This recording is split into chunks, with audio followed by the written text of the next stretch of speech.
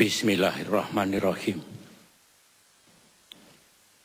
Assalamualaikum warahmatullahi wabarakatuh.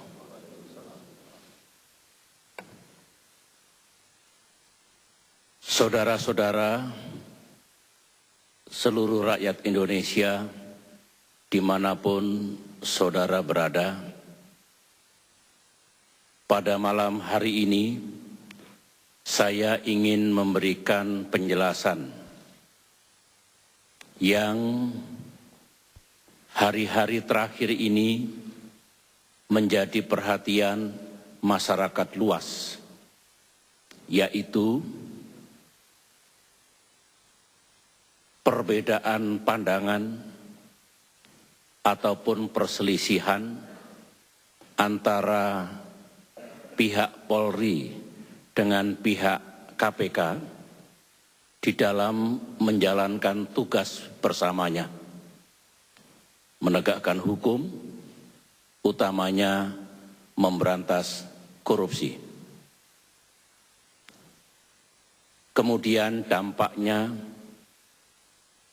telah sama-sama kita rasakan.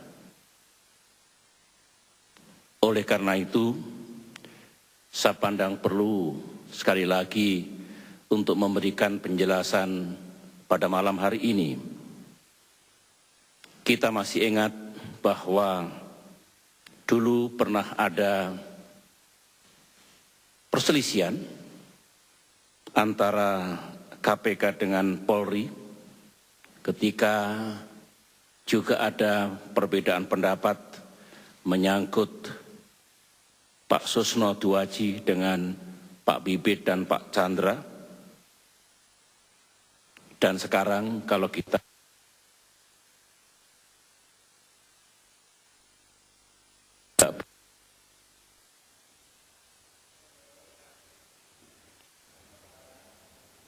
penjelasan ini juga saya perlukan agar ketika saya harus kembali turun tangan, rakyat bisa mengerti mengapa saya harus melakukan langkah itu. Kita mengetahui bahwa sebenarnya pihak Polri dan KPK berupaya untuk menyelesaikan dan mengatasi perbedaan pandangan dan perselisihan itu, merujuk kepada undang-undang dan MOU atau nota kesepakatan atau Memorandum of Understanding. Tetapi tidak bisa dicapai kesepakatan yang bulat. Sungguh pun demikian, saya terus terang sangat berhati-hati jika harus memasuki wilayah di mana KPK sedang bekerja.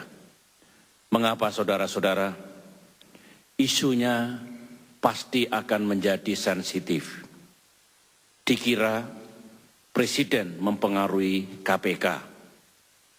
Sekaligus pada kesempatan yang baik ini saya ingin meluruskan karena sejumlah SMS yang saya terima sejak 2 hari yang lalu sampai hari ini, ada yang beranggapan bahwa KPK itu di bawah Presiden. Tidak. KPK adalah lembaga independen. 5 pimpinan KPK itu dipilih oleh DPR RI. Kemudian calon-calon pimpinan KPK itu diseleksi oleh tim seleksi yang juga independen. Ini perlu saya sampaikan supaya tidak ada salah pengertian, seolah-olah baik Polri maupun KPK itu di bawah koordinasi Presiden. Saudara-saudara, kemarin Menteri Sekretaris Negara telah memberikan penjelasan.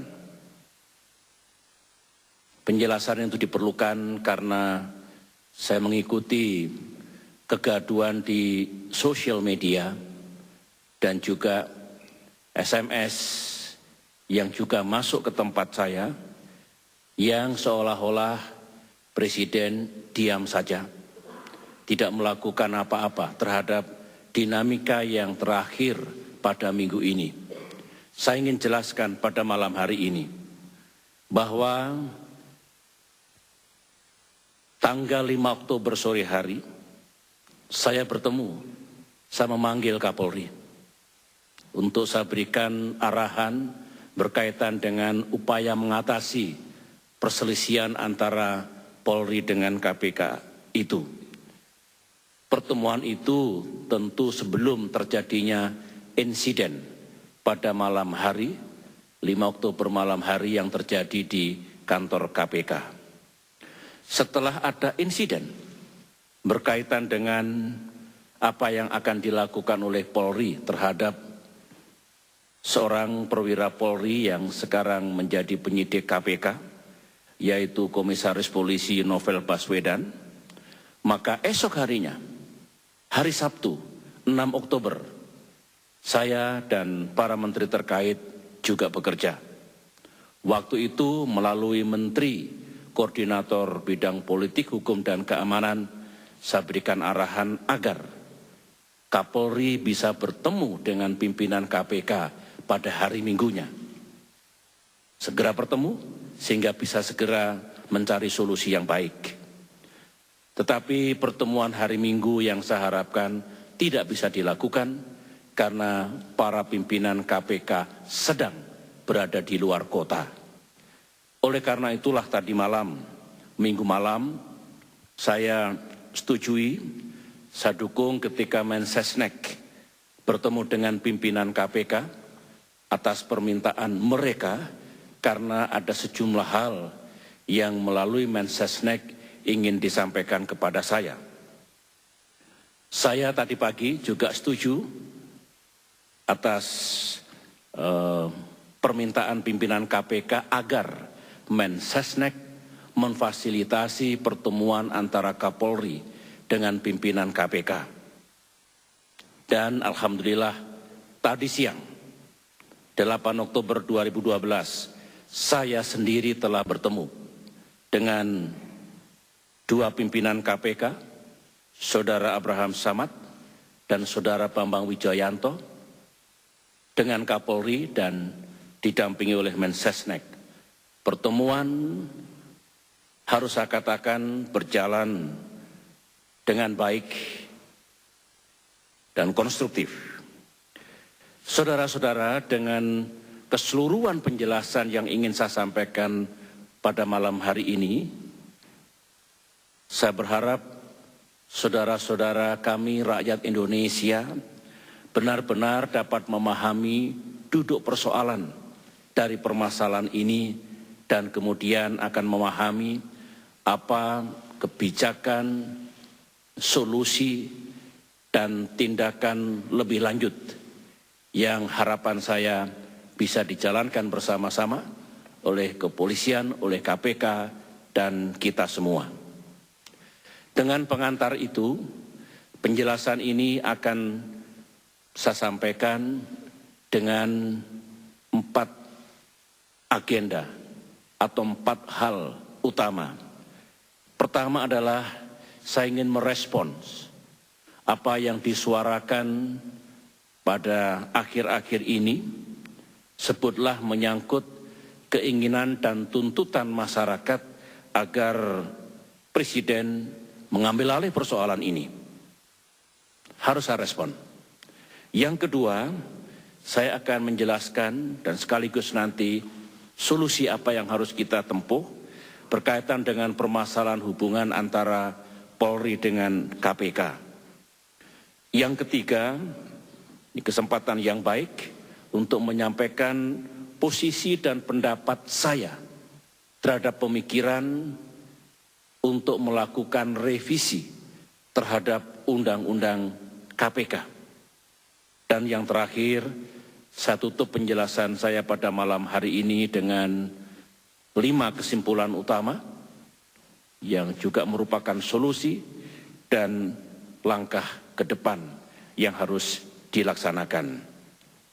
Saudara-saudara, Saya akan mulai dari yang pertama, kapan dan dalam hal apa Presiden bisa melakukan intervensi dan bisa mengambil alih, sebutlah dalam proses penegakan hukum. Selama ini, saya masuk ke dalam proses penegakan hukum manakala ada kebuntuan dalam mengatasi perbedaan dalam penegakan hukum. Peran Presiden yang lebih tepat adalah menengahi atau memediasi dan kemudian mencari solusi agar permasalahan itu bisa diatasi. Saya pernah menengahi dan mencarikan solusi ketika ada perselisihan antara lain KPK dengan MA, dengan Mahkamah Agung, itu sekitar tahun 2006. BPK dengan Mahkamah Agung, tahun 2007. KPK dengan Polri dan Kejaksaan Agung, tahun 2009. Tetapi Presiden tidak dapat dan tidak boleh mengintervensi apa yang dilakukan oleh penyidik, penuntut, dan hakim dalam proses penegakan hukum. Merekalah yang diberikan kewenangan oleh undang-undang dan bukan Presiden.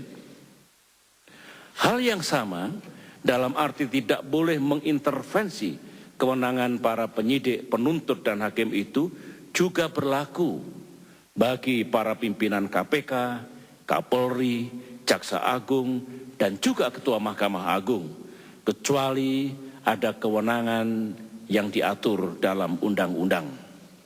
Saudara tahu bahwa kewenangan yang diberikan oleh konstitusi kepada Presiden ada 4. Pertama, memberikan gerasi dan rehabilitasi dengan mendengarkan pertimbangan Mahkamah Agung, serta memberikan amnesti dan abolisi dengan mendengarkan pertimbangan DPR. Keputusan saya kali ini untuk kembali menengahi dan mencari solusi menyangkut perselisihan KPK dan Polri sebenarnya untuk yang kedua kalinya. Sedangkan saya ingat keseluruhan perselisihan KPK dengan lembaga negara yang lain yang saya ikut memediasi dan mencarikan solusinya, ini adalah yang ketiga kalinya. Semuanya ini menunjukkan, saudara-saudara, saya tidak pernah melakukan pembiaran atau enggan melakukan mediasi. Tetapi tentu tidak baik dan juga harus dihindari. Presiden terlalu sering melakukan campur tangan untuk urusan penegakan hukum seperti ini. 5 tahun yang lalu, saya punya inisiatif untuk memimpin rapat koordinasi pemberantasan korupsi, di mana KPK juga hadir. Banyak yang mengkritik saya, itu tidak tepat, dan dianggap memasuki wilayah penegakan hukum. 4 tahun yang lalu, 1 tahun kemudian, di ruangan ini, saya membuka rapat koordinasi antara jajaran Mahkamah Agung, jajaran Kejaksaan Agung, dan jajaran Polri. Kembali saya dianggap memasuki wilayah hukum yang bukan menjadi otoritas saya. Oleh karena itulah, saya harus benar-benar tepat dan proporsional manakala harus memasuki wilayah penegakan hukum. Sebenarnya saudara-saudara, jika menyangkut sinergi dan koordinasi antara Polri dengan KPK dan bahkan Kejaksaan Agung, sudah ada undang-undang yang mengatur, baik dalam KUHP maupun KUHAP, maupun undang-undang tentang KPK. Juga sudah ada MOU antara KPK dengan Polri dan juga Kejaksaan Agung. Jika MOU yang ada sekarang ini kurang memadai dan kurang tegas, silakan diperbaharui. Utamanya yang berkaitan dengan kewenangan penyidikan, serta dalam keadaan apa KPK mengambil alih, dan bagaimana caranya pengambil alihan itu. Semuanya tentu harus mengalir dari undang-undang tentang KPK yang berlaku sekarang ini. Saudara-saudara, saya ingin langsung masuk pada inti permasalahan apa yang terjadi di antara KPK dan Polri, serta solusi seperti apa yang mesti kita jalankan. Ada 3 hal. 1, perbedaan pandangan tentang siapa yang menangani dan memproses kasus dugaan korupsi atas pengadaan simulator SIM. Itu yang pertama. Yang kedua adalah perbedaan pandangan tentang penugasan personel penyidik yang berasal dari Polri. Sedangkan yang ketiga, insiden tanggal 5 Oktober 2012 seputar rencana elemen Polri untuk menegakkan hukum atas seorang perwira Polri yang diduga melakukan pelanggaran hukum di waktu yang lalu, yang saat ini yang bersangkutan bertugas di KPK.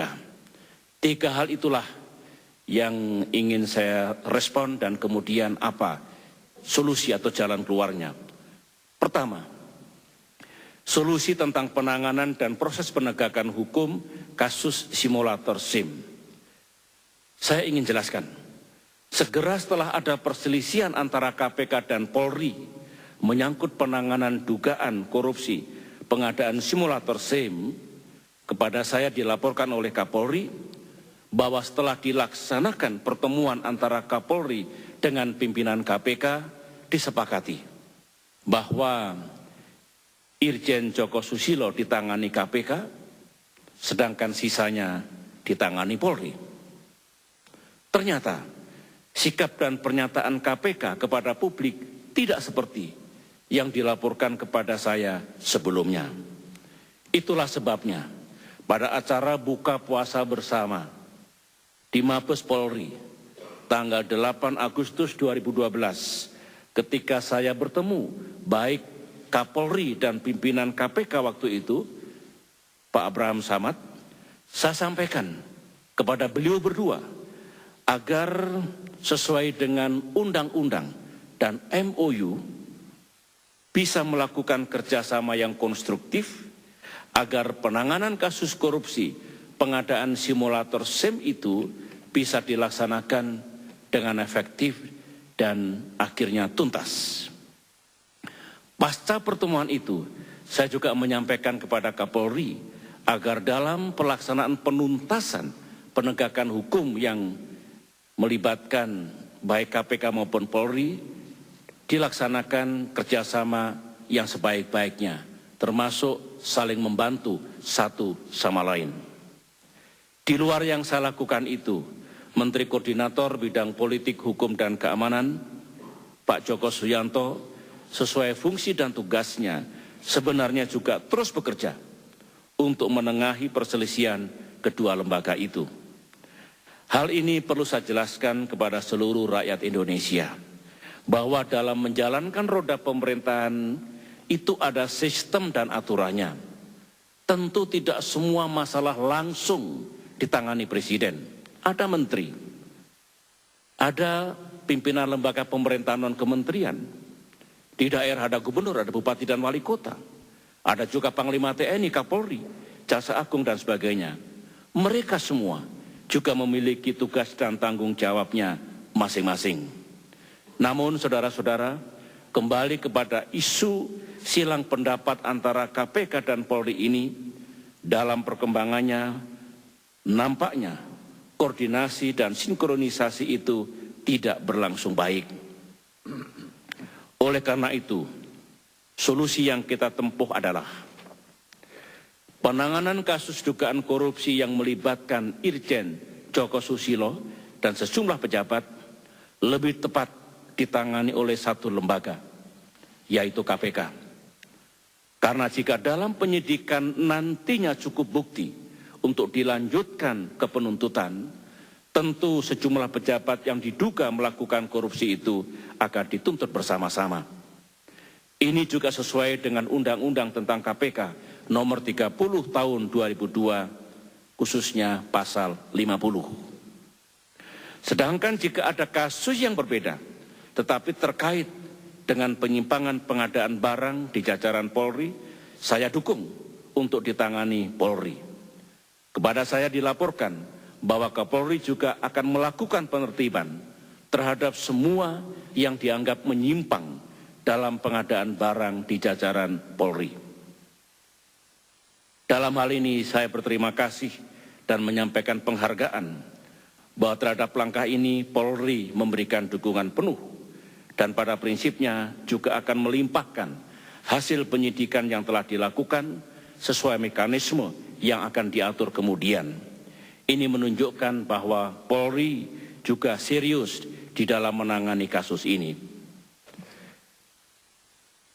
Saudara-saudara, yang kedua, menyangkut perbedaan pandangan antara Polri dan KPK berkaitan dengan penugasan perwira Polri sebagai penyidik di KPK.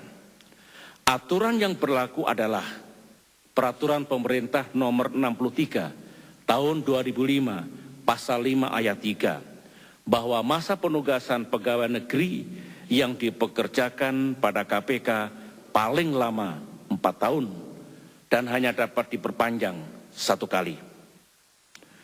Sesuai dengan kebijakan Polri yang saya ketahui, penyidik itu secara berkala dilaksanakan penyegaran agar personil yang bersangkutan bisa mengikuti pembinaan karier yang lain seperti pendidikan, tour of duty atau alih tugas, tour of area atau alih wilayah penugasan. Yang ini juga berlaku bagi setiap perwira jajaran Polri. Apalagi saudara-saudara, mereka yang bertugas di KPK adalah personil yang dinilai baik. Tentu karier mereka harus dibina agar kelak tumbuh menjadi pimpinan-pimpinan teras di jajaran Polri. Ini kebijakan Polri. Di pihak lain, KPK berpendapat bahwa kebijakan seperti itu membatasi KPK dan tidak baik jika terlalu cepat dilakukan penggantian karena akan mengganggu tugas-tugas KPK yang akan terus berjalan. Yang menjadi masalah kemudian, atas dasar perbedaan itu, baik Polri dan KPK langsung menetapkan kebijakan dan langkah tindakannya sendiri yang jelas akan saling bertentangan.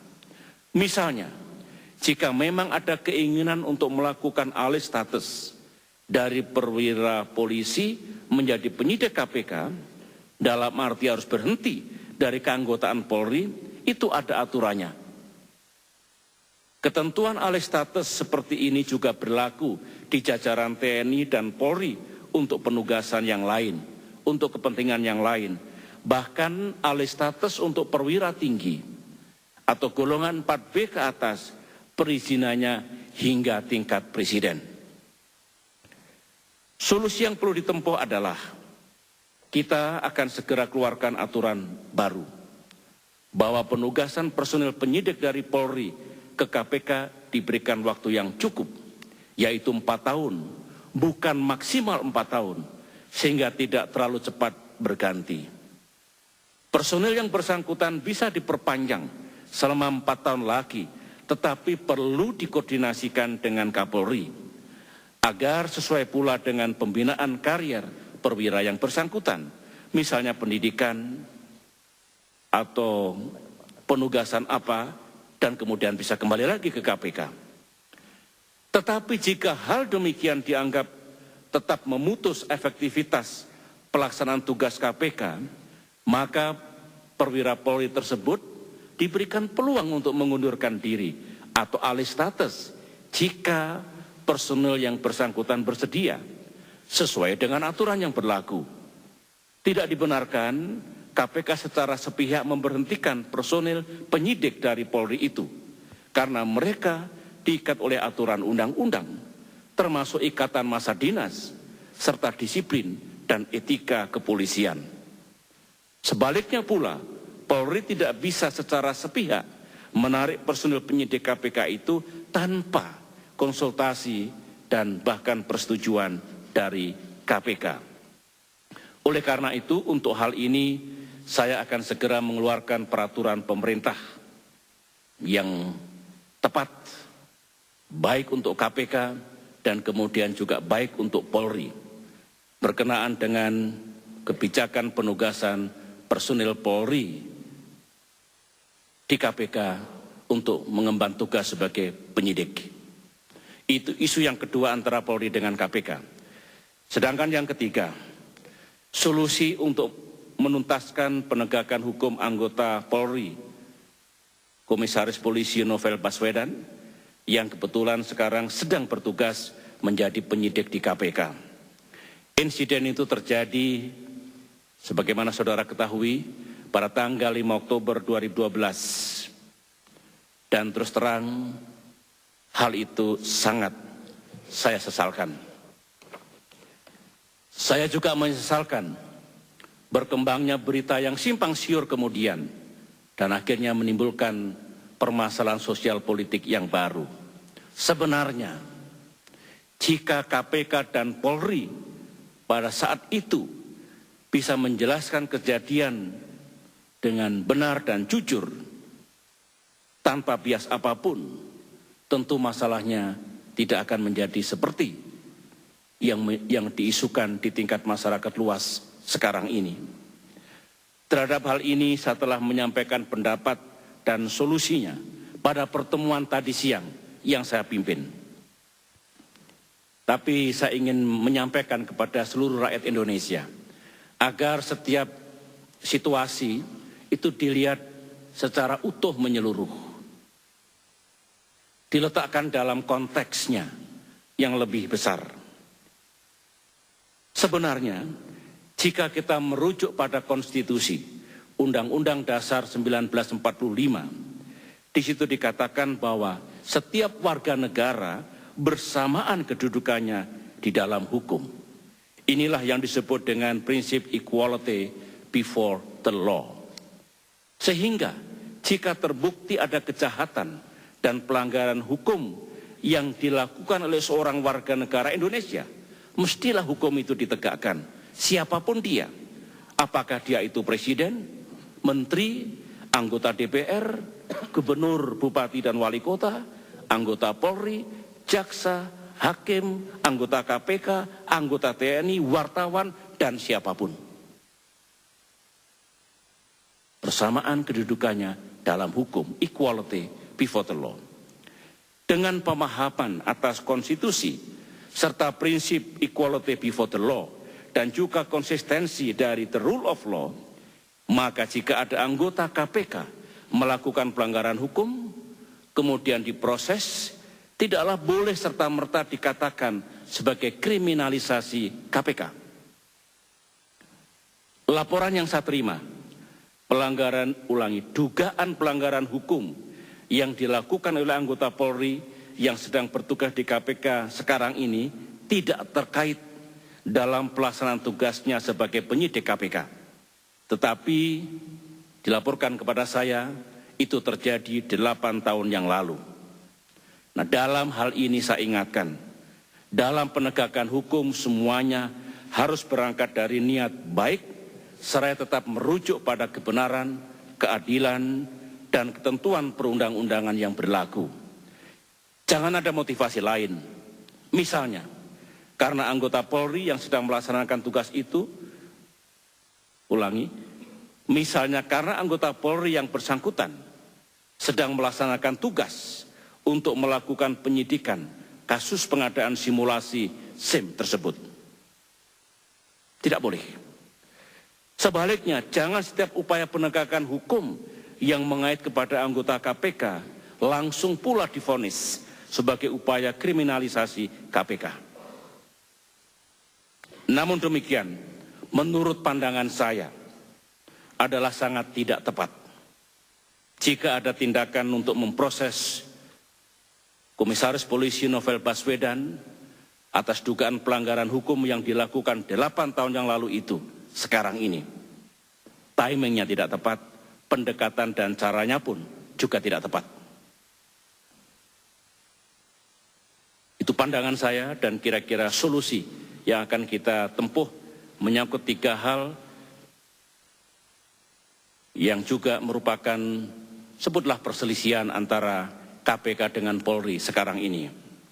Saudara-saudara, berikut ini saya ingin menyampaikan pandangan dan pendapat saya berkenaan dengan pemikiran dan rencana untuk melakukan revisi Undang-Undang KPK. Saya berpendapat, pemikiran untuk merevisi sebuah undang-undang tentulah mesti dilandasi oleh niat yang baik dan tujuan yang positif.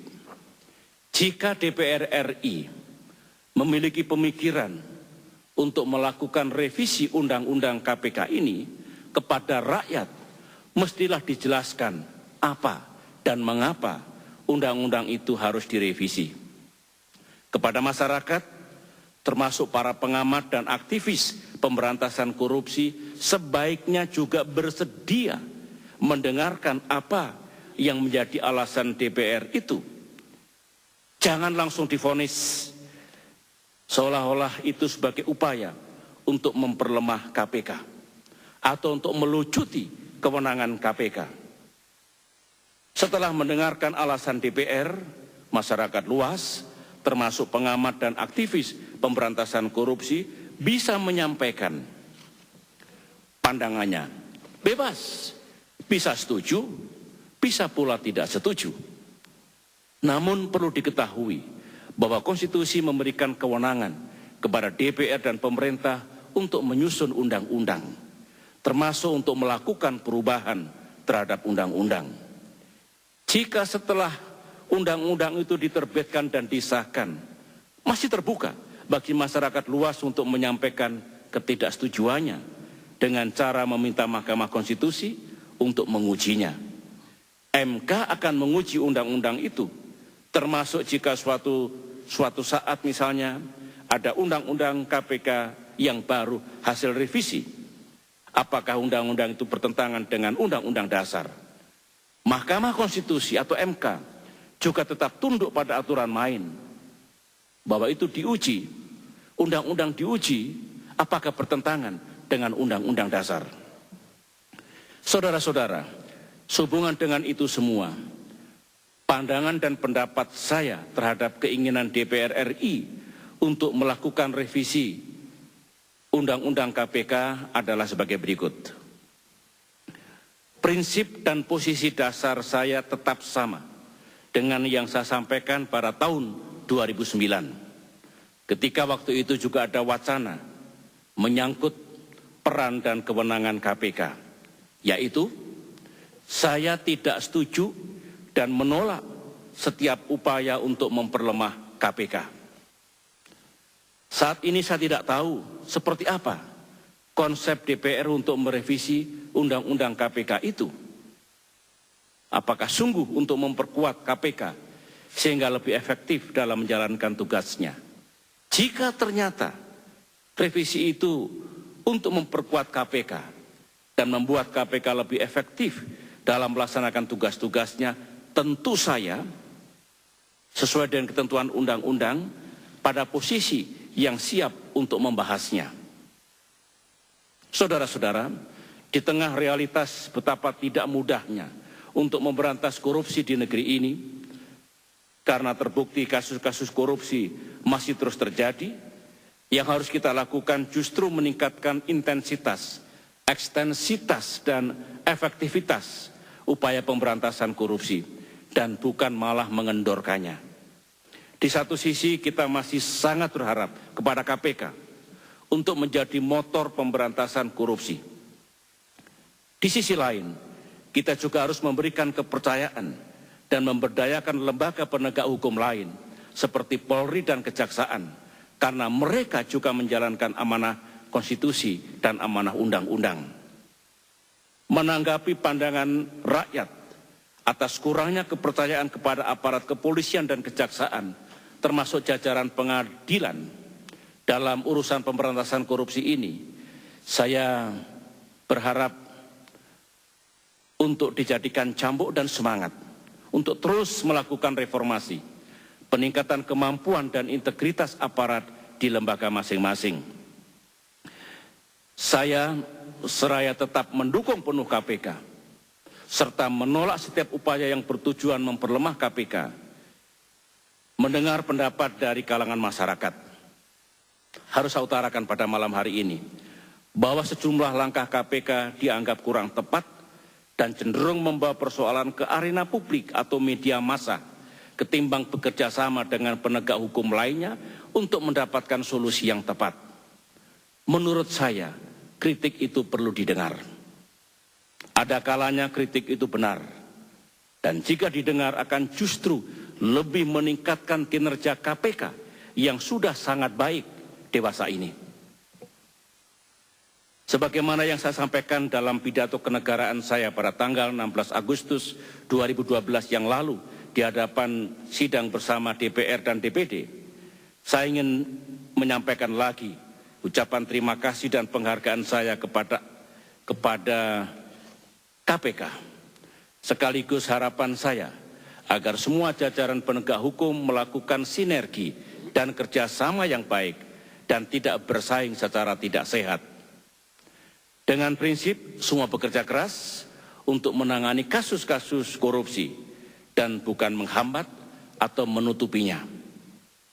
Banyak yang telah kita capai di negeri ini, saudara-saudara, seperti perekonomian nasional yang tumbuh dengan baik, termasuk peningkatan penerimaan dan pembelanjaan negara yang sangat signifikan. Marilah momentum sejarah ini tidak kita sia-siakan, dan jangan sampai aset dan keuangan negara yang dengan susah payah dapat kita tingkatkan ini harus bocor atau dicuri oleh para koruptor di negeri ini. Kembali kepada isu revisi Undang-Undang KPK, dengan memperhatikan perkembangan situasi di tanah air, menurut pendapat saya, lebih baik kita meningkatkan upaya pemberantasan korupsi, serta meningkatkan sinergi di antara lembaga pemberantas korupsi, agar lebih berhasil lagi upaya nasional kita untuk memberantas korupsi daripada perhatian, energi, dan waktu kita terkuras untuk melakukan revisi Undang-Undang KPK. Saudara-saudara, dengan penjelasan yang telah saya sampaikan tadi, maka saya akan akhiri penjelasan saya ini dengan menyampaikan kesimpulan utama yang tentunya juga berupa solusi dan langkah-langkah yang mesti kita laksanakan ke depan. Pertama, penanganan hukum dugaan korupsi pengadaan simulator SIM yang melibatkan Irjen Polisi Joko Susilo agar ditangani KPK dan tidak dipecah. Polri menangani kasus-kasus lain yang tidak terkait langsung. Dua, keinginan Polri untuk melakukan proses hukum terhadap Komisaris Polisi Novel Baswedan saya pandang tidak tepat, baik dari segi timing maupun caranya. Tiga, perselisihan yang menyangkut waktu penugasan para penyidik Polri yang bertugas di KPK perlu diatur kembali dan akan saya tuangkan dalam peraturan pemerintah. Saya berharap nantinya teknis pelaksanaannya juga diatur dalam MOU antara KPK dan Polri. Keempat, pemikiran dan rencana revisi Undang-Undang KPK sepanjang untuk memperkuat dan tidak untuk memperlemah KPK sebenarnya dimungkinkan. Tetapi saya pandang kurang tepat untuk dilakukan saat ini.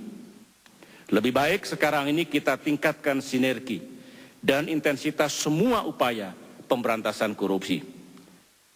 Yang terakhir, yang kelima, saya berharap agar KPK dan Polri dapat memperbaharui MOU-nya dan kemudian dipatuhi dan dijalankan, serta terus meningkatkan sinergi dan koordinasi dalam pemberantasan korupsi, sehingga peristiwa seperti ini tidak terus berulang di masa depan. Saya mencatat bahwa di waktu yang lalu banyak kerjasama yang baik antara Polri dengan KPK. Contohnya, kerjasama dalam mencari dan menemukan tersangka korupsi yang kabur ke luar negeri. Berhasil dengan baik. sinerginya, dan kerjasamanya.